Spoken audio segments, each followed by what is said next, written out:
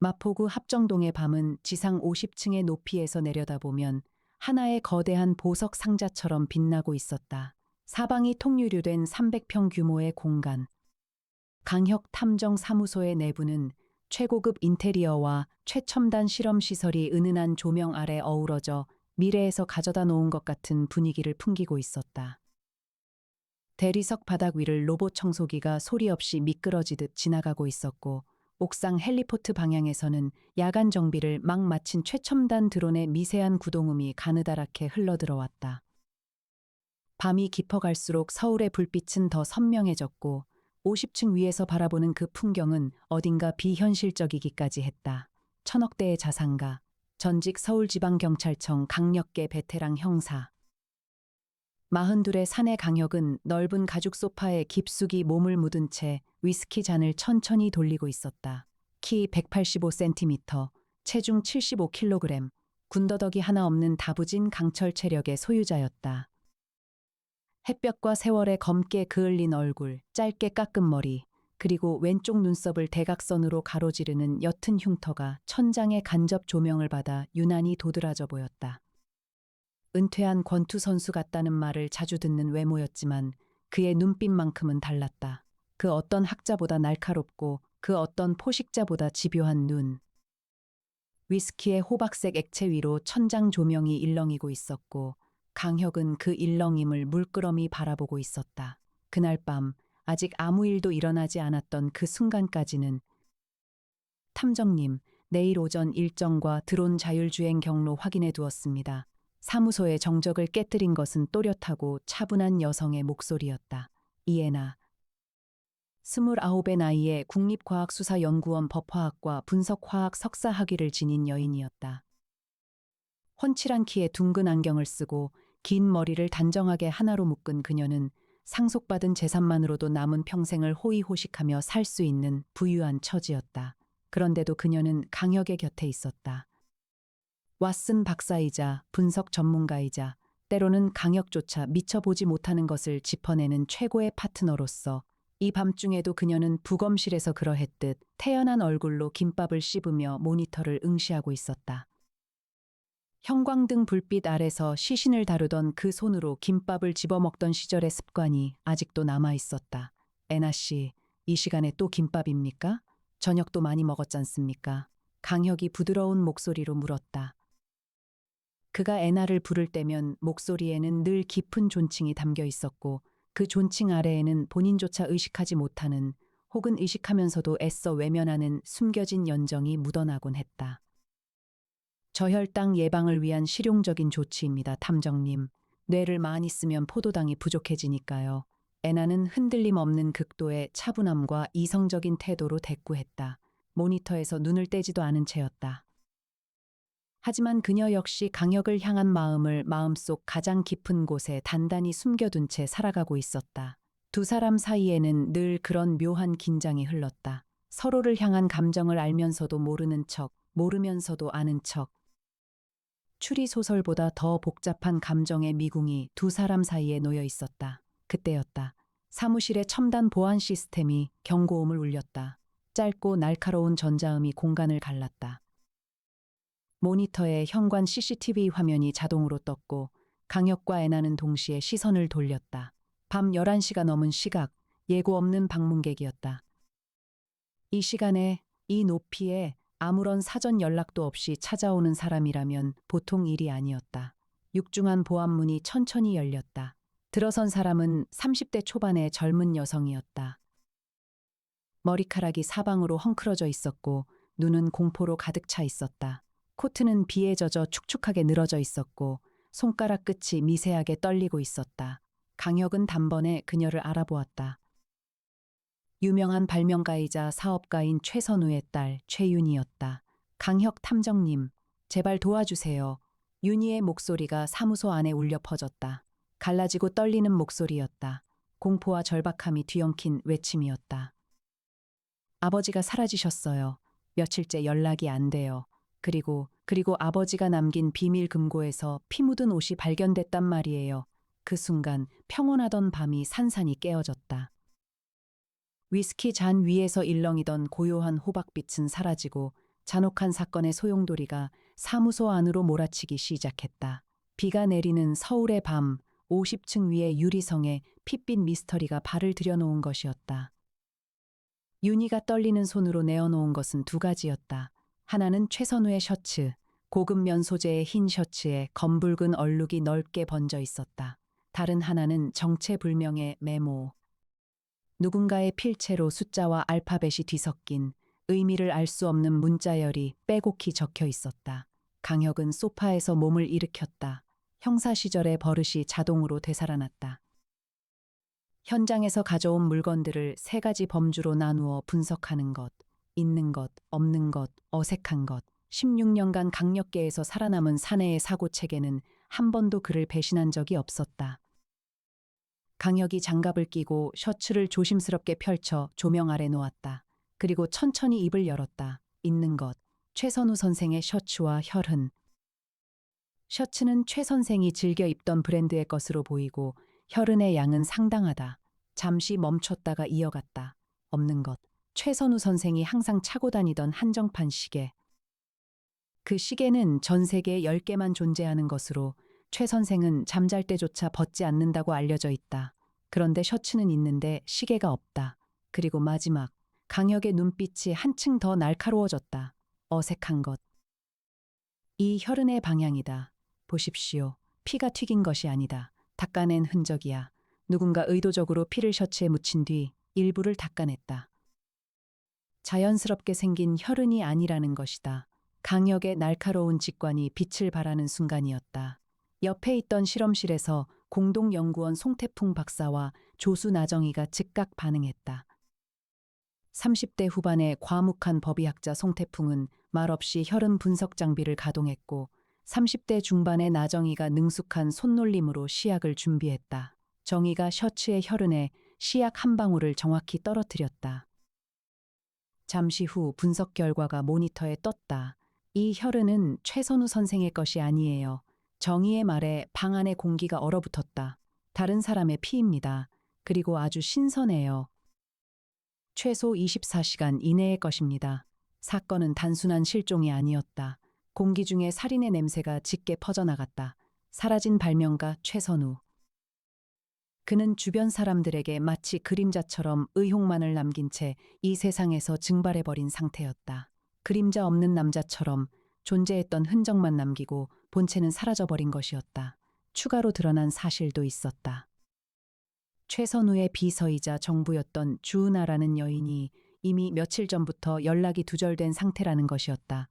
최선우와 주은아 두 사람이 동시에 사라졌다.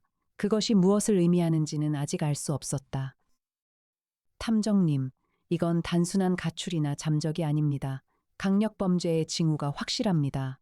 애나가 태블릿을 넘기며 말했다. 이미 그녀는 최선우의 최근 동성과 금융거래 내역까지 완벽하게 분석해둔 상태였다.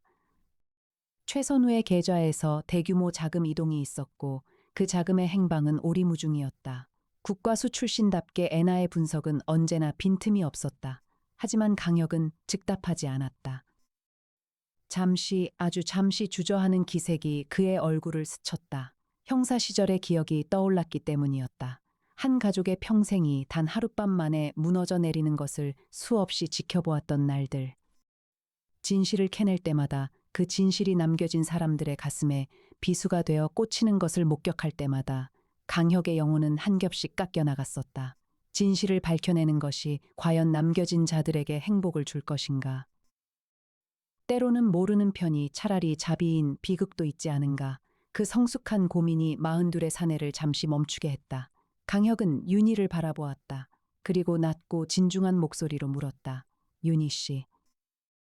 진실을 마주할 각오가 되어 있습니까? 윤희가 고개를 들었다. 때로는 모르는 것이 더 나은 비극도 있는 법입니다. 제가 파헤치게 될 진실이 윤희 씨가 기대하는 것과 다를 수도 있어요. 그래도 괜찮겠습니까? 윤희의 눈에서 눈물이 흘러내렸다. 하지만 그녀의 목소리는 떨리면서도 단호했다. 전 아버지를 믿어요. 아버지가 살인자일 리 없어요. 제발, 제발 도와주세요. 그 눈물 섞인 호소가 강혁의 따뜻한 내면을 건드렸다. 세상에는 무언가를 잃고 무너진 사람들이 너무나 많았다. 사랑하는 사람을 잃고 진실을 알지 못한 채 평생을 의문 속에서 살아가야 하는 사람들.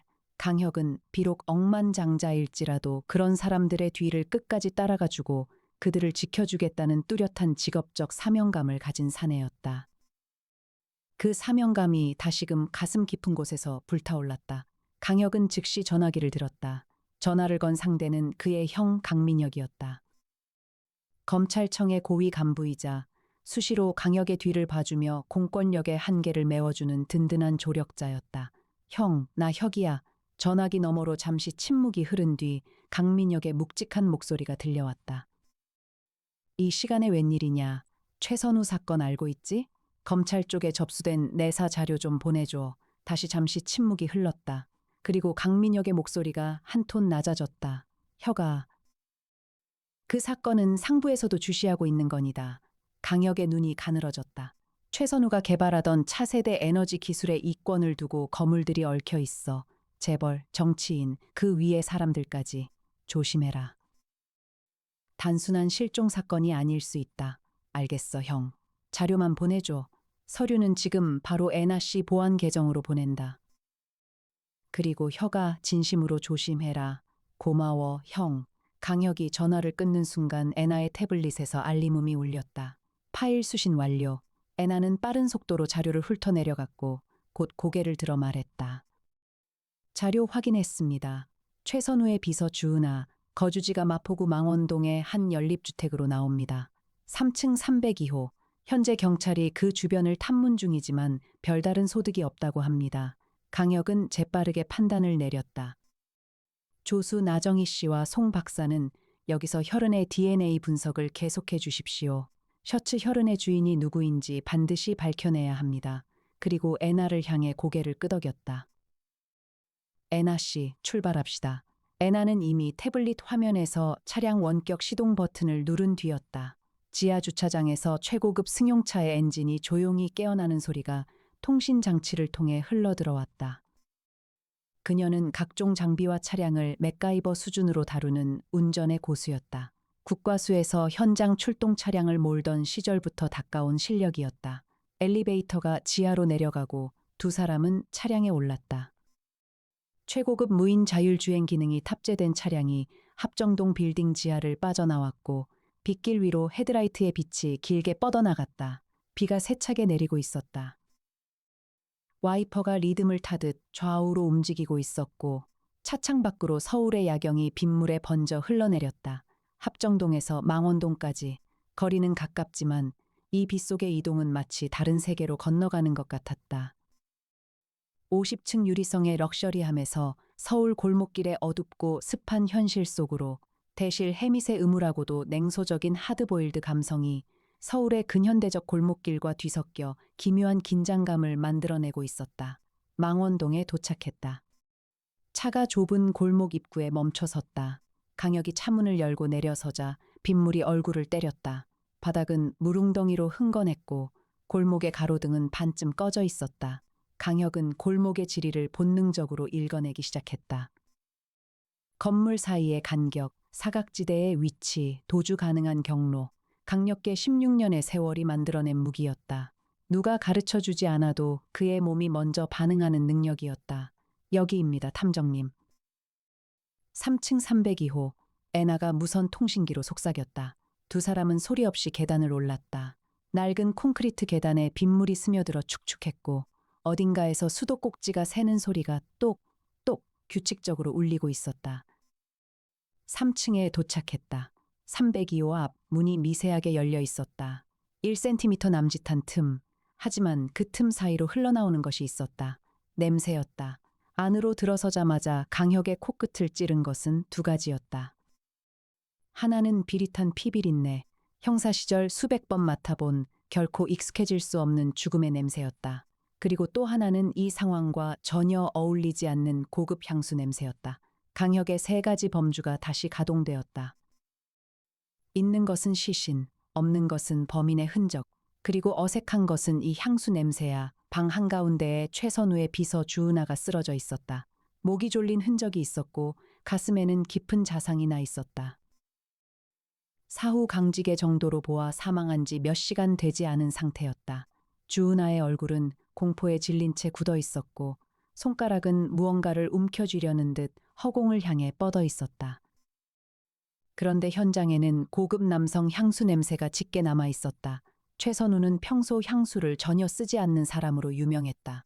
그의 딸 윤희도 비서 주은아도 주변의 모든 사람이 그 사실을 알고 있었다. 그렇다면 이 향수의 주인은 누구인가? 제3자의 개입이 확실했다.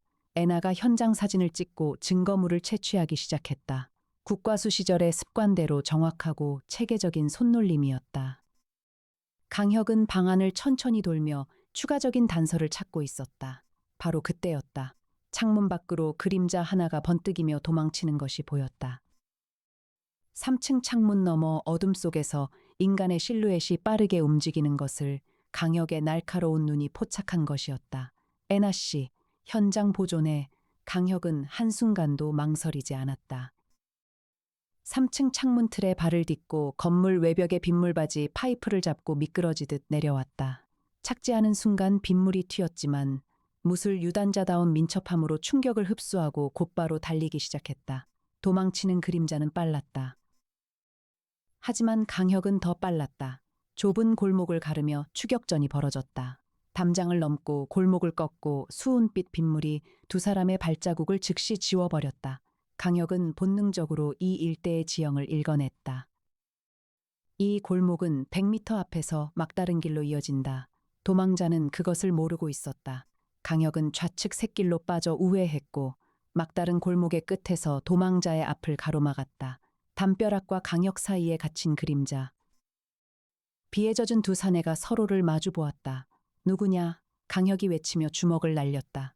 상대가 피하려 했지만 강혁의 왼쪽 잽이 먼저 턱을 스쳤고 이어지는 오른쪽 훅이 상대의 명치를 정확히 가격했다. 상대 역시 상당한 격투 실력자였다.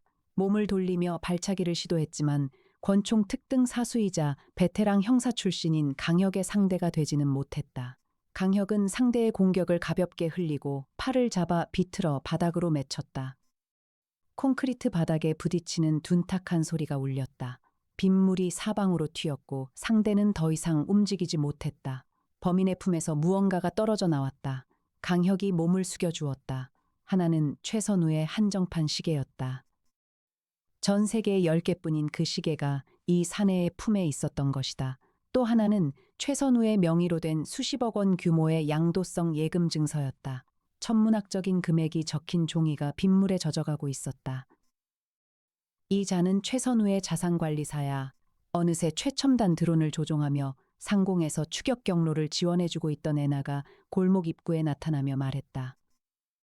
드론의 적외선 카메라가 도망자의 이동 경로를 실시간으로 추적하여 애나에게 전송하고 있었던 것이었다. 범인의 정체는 최선우의 최측근이자 자산관리인인 김도연 변호사였다. 사무소로 돌아왔다. 김 변호사는 의자에 앉은 채 덜덜 떨고 있었다. 강민혁 검사의 묵인하에 이루어진 사적 신문이었다. 정식 절차는 아니었지만 사건의 긴급성과 추가 피해의 가능성을 고려한 불가피한 조치였다. 강혁은 김 변호사의 맞은편에 앉았다. 위스키 잔 대신 이번에는 차가운 물 한 잔을 손에 쥐고 있었다. 신문은 언제나 냉정해야 했다. 김도현 변호사, 주은아의 시신이 있는 현장에서 도주한 이유를 설명해 주십시오.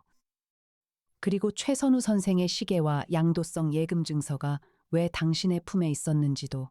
김 변호사는 이를 딱딱 부딪히며 입을 열었다. 내가 주은아를 죽인 게 아닙니다. 전 그냥 최 선생이 시키는 대로 서류를 챙기러 갔을 뿐이에요. 최 선생이 주은아를 죽이고 도망친 거라고요. 김 변호사의 주장은 이러했다. 최선우가 직접 자신에게 연락하여 시계와 예금 증서를 주은아의 집에서 회수해 오라고 지시했다는 것이었다. 자신이 도착했을 때 주은아는 이미 죽어 있었고 무서워서 도망쳤다는 것이었다. 하지만 강혁은 그의 말을 믿지 않았다. 강혁의 직관은 전혀 다른 곳을 향하고 있었다. 혈흔의 방향, 사라진 시계, 고급 향수 냄새, 대규모 자금 이동, 모든 퍼즐 조각이 하나의 그림을 가리키고 있었다. 강혁은 천천히 입을 열었다. 아니, 최선우 선생은 이미 이 세상 사람이 아니야. 방 안이 얼어붙었다. 모든 사람이 숨을 죽였다. 윤희의 얼굴이 하얗게 질렸고 애나의 손이 태블릿 위에서 멈췄다. 송태풍 박사와 나정희도 실험실 문가에서 그 말을 듣고 동작을 멈추었다. 무슨 말씀이십니까, 탐정님? 애나가 둥근 안경을 치켜올리며 물었다. 강혁은 자리에서 일어나 김 변호사 앞으로 천천히 걸어갔다. 그리고 낮은 목소리로, 그러나 방 안의 모든 사람이 들을 수 있을 만큼 또렷하게 말했다. 윤희 씨가 가져온 셔츠의 혈은 그 피는 최선우 선생의 것이 아니라 했다. 그런데 혈흔이 닦아낸 흔적이라는 것은 누군가 의도적으로 그 셔츠에 피를 묻히고 흔적을 조작했다는 뜻이야. 그리고 현장에 없는 최 선생의 시계가 왜 당신 품에 있었나? 최 선생이 살아있다면 시계를 직접 당신에게 건네거나 금고에 넣어두었을 것이다. 하지만 당신은 시체에서 시계를 빼낸 거야. 김 변호사의 얼굴이 일그러졌다. 김 변호사, 당신이 최선우 선생을 살해하고 시신을 은닉한 뒤 주은아에게 누명을 씌우려 했지? 최 선생의 자산을 가로채기 위해. 하지만 주은아가 당신의 범행을 눈치채고 협박해오자 주은아까지 입을 막은 거야. 현장에 남은 고급 남성 향수 냄새. 최선우 선생은 향수를 쓰지 않았다. 하지만 당신은 쓴다. 지금 이 순간에도 당신 옷깃에서 그 냄새가 난다. 증거가 어디 있어? 증거를 대라고. 김 변호사가 발악했다. 의자에 묶인 채 몸을 비틀며 고함을 질렀다. 눈에는 핏줄이 섰고 입에서는 침이 튀었다. 바로 그 순간이었다. 송태풍 박사와 나정희 조수가 실험실에서 분석 결과를 들고 나왔다. 탐정님 말씀이 맞아요. 나정희가 분석 보고서를 펼쳤다. 최윤희 씨가 가져온 셔츠의 혈흔은 최선우 선생의 것이 맞지만 혈흔의 이중 구조를 발견했어요. 표면의 피는 타인의 것이고 그 아래 섬유 조직에 스며든 미량의 혈흔이 최선우 선생의 것이었습니다. 그리고 최선우 선생의 DNA 구조에서 특이한 질병 인자가 발견됐어요. 송태풍 박사가 이어서 말했다. 그는 췌장암 말기였습니다. 남은 수명이 한 달도 채 되지 않은 상태였어요. 그런 사람이 전 재산을 해외로 빼돌리고 도망칠 이유가 없습니다. 자신의 시간이 얼마 남지 않았다는 것을 알고 있던 사람이 무엇 때문에 모든 것을 버리고 도주하겠습니까? 사건의 진실이 완전히 뒤집히는 순간이었다. 최선우는 도망친 그림자 없는 남자가 아니었다. 이미 살해당한 피해자였던 것이다. 죽음을 앞둔 병자가 자신의 재산을 노린 자에게 먼저 제거당한 것이었다. 최윤희가 무릎을 꿇으며 울음을 터뜨렸다. 아버지가 살인자가 아니라는 안도와 아버지가 이미 세상을 떠났다는 비통함이 동시에 그녀를 덮쳤다. 강혁은 그 모습을 묵묵히 지켜보았다. 진실은 언제나 이렇게 잔인했다.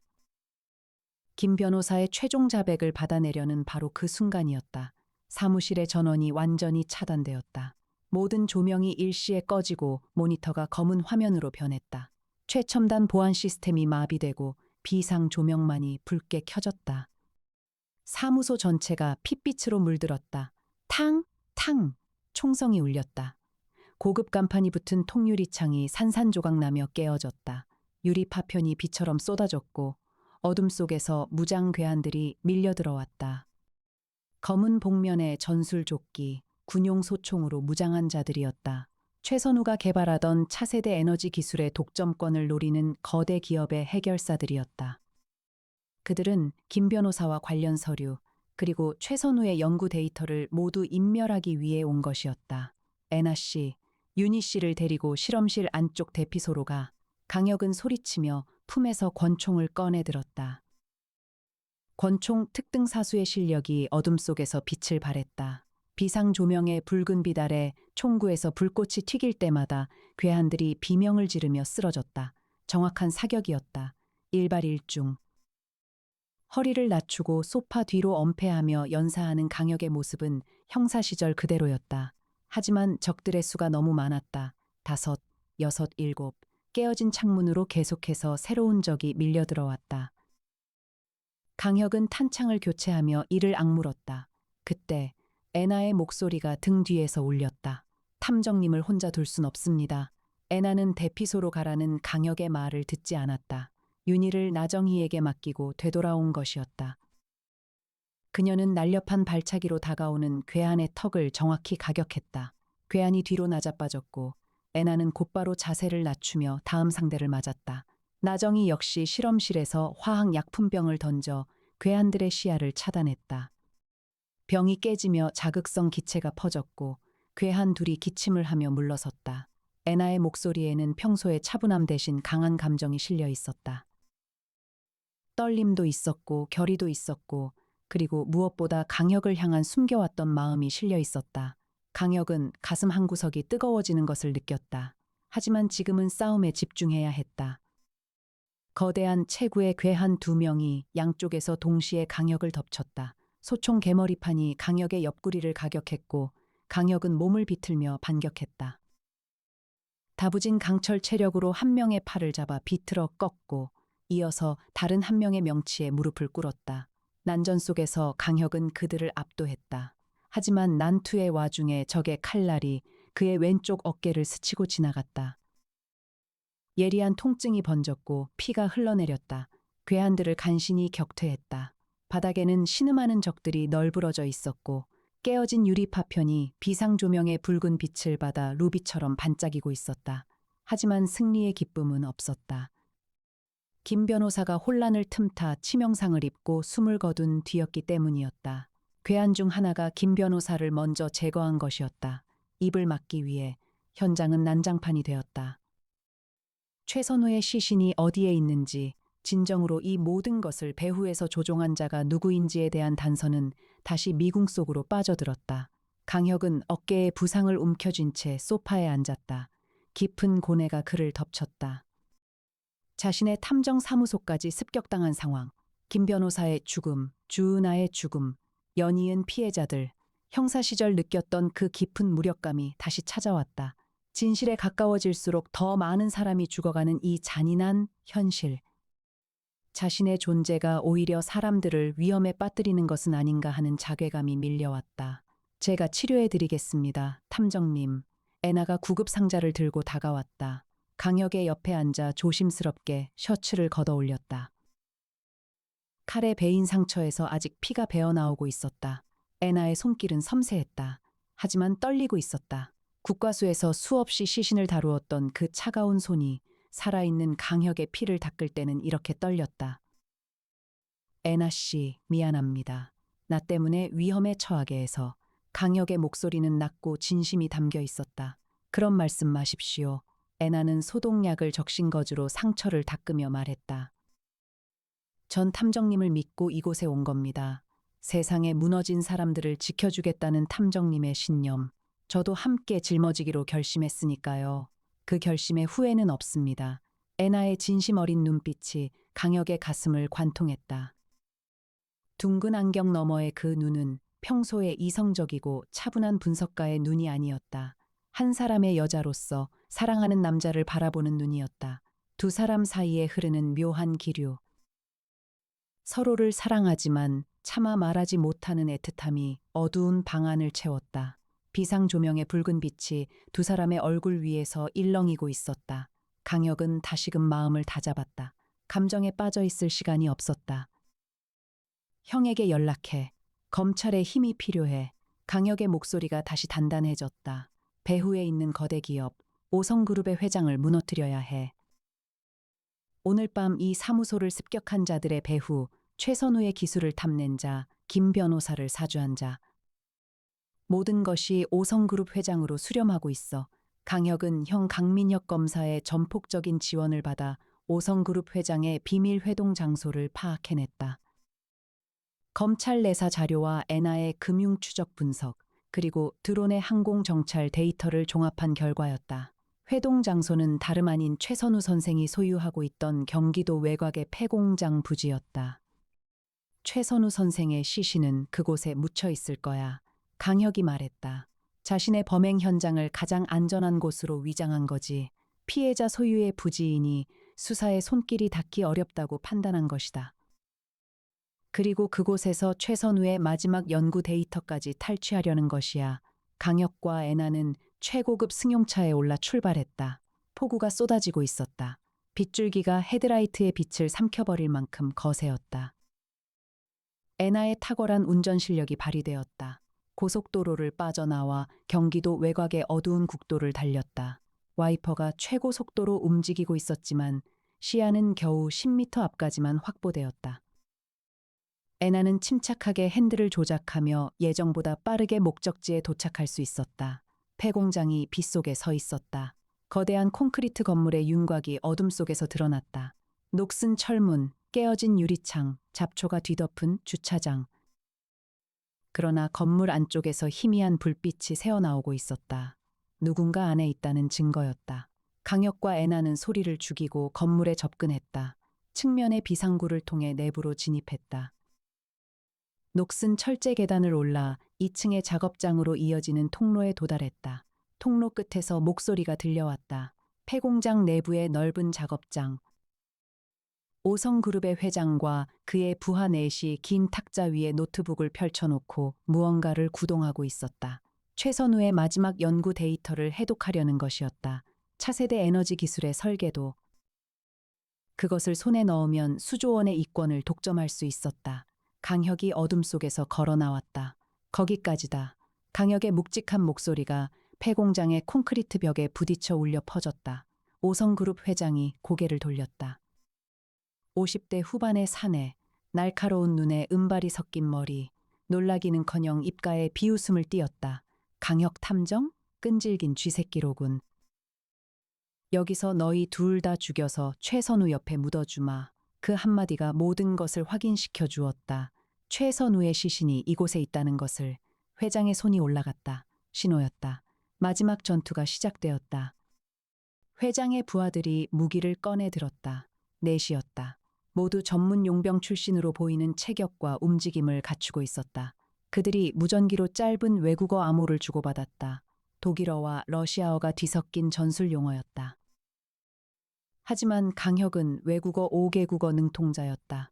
그들이 주고받는 암호를 순식간에 해독하여 적들의 움직임을 미리 파악했다. 좌측에서 둘이 우회한다. 우측 기둥 뒤에 하나. 정면에서 하나가 돌격한다. 강혁은 소리 없이 중얼거리며 전술을 세웠다. 우측 3m, 애나 씨 숙여. 강혁의 지시에 애나가 즉시 몸을 굴렸다. 그녀의 머리 위로 총탄이 지나갔다. 동시에 강혁의 권총이 불을 뿜었고 정확한 사격이 우측 기둥 뒤에 적의 무기를 날려버렸다. 적의 소총이 바닥에 튕기며 떨어졌고 그 사내는 손을 움켜쥐며 비명을 질렀다. 두 사람의 완벽한 호흡이었다. 콤비 플레이가 빛을 발했다. 애나는 바닥을 구르며 떨어진 적의 소총을 잡아 회수했고 강혁은 정면에서 돌격해오는 적을 향해 달려갔다. 강혁은 권법으로 회장의 경호원들을 차례로 제압해 나갔다.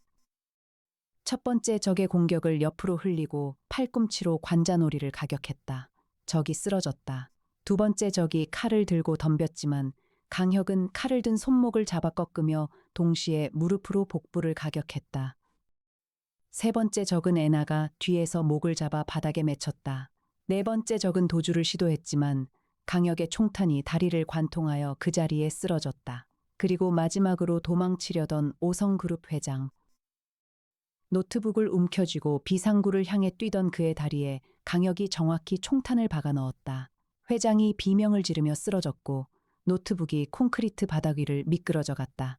강혁이 천천히 다가가 회장을 내려다보았다. 최선우 선생은 어디에 있다. 회장이 이를 악물었지만 총상의 고통과 강혁의 눈빛 앞에서 더 이상 저항할 수 없었다. 지하 보일러실 아래다. 콘크리트로 덮었다. 강혁은 애나에게 고개를 끄덕였다.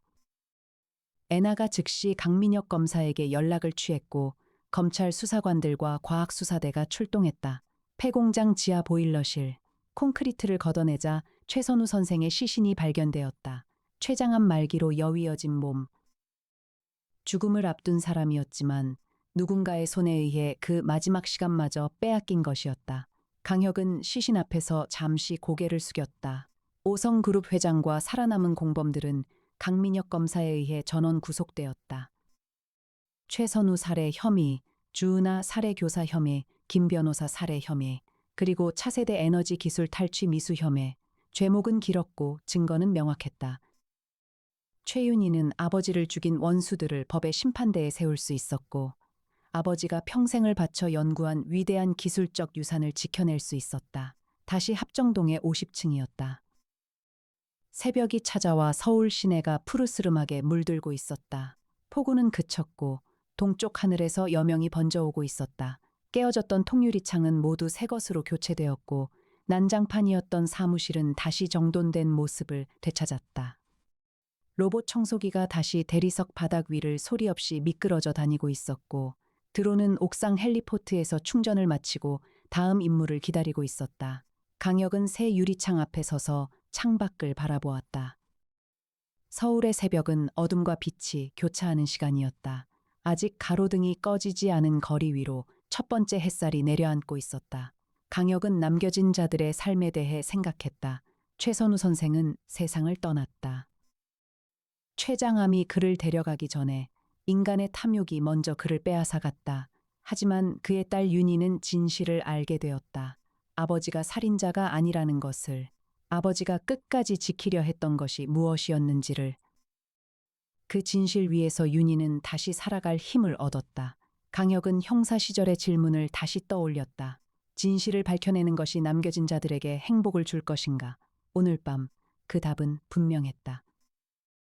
비록 진실은 잔인했지만 그 잔인함 속에서 윤희는 아버지에 대한 믿음을 되찾았다. 그것만으로도 이 밤의 모든 피와 고통은 헛되지 않았다. 자신이 탐정으로서 해야 할 일을 완수했다는 성숙한 만족감이 조용히 찾아왔다. 탐정님, 커피 타왔습니다. 애나가 다가왔다. 둥근 안경을 손가락으로 쓸어 올리며 따뜻한 커피 2잔을 들고 있었다. 그녀의 다른 한 손에는 여전히 실용적인 김밥 한 줄이 들려 있었다. 장갑도 벗지 않은 채. 밤새 싸우고 분석하고 운전하고 연락을 취하고 상처를 치료한 뒤에도 그녀는 여전히 김밥을 먹고 있었다. 어떤 상황에서도 흔들리지 않는 그녀만의 방식이었다. 강혁은 미소를 지었다. 피로와 고통과 고뇌를 모두 지나온 뒤에 짓는 조용한 미소였다. 고마워요, 애나 씨. 이번에도 애나 씨가 없었다면 불가능했을 겁니다. 저도 탐정님 옆이라서 가능했던 겁니다. 애나의 대답은 짧았다. 하지만 그 짧은 문장 안에 담긴 것은 짧지 않았다. 두 사람은 서로를 바라보며 미소를 지었다.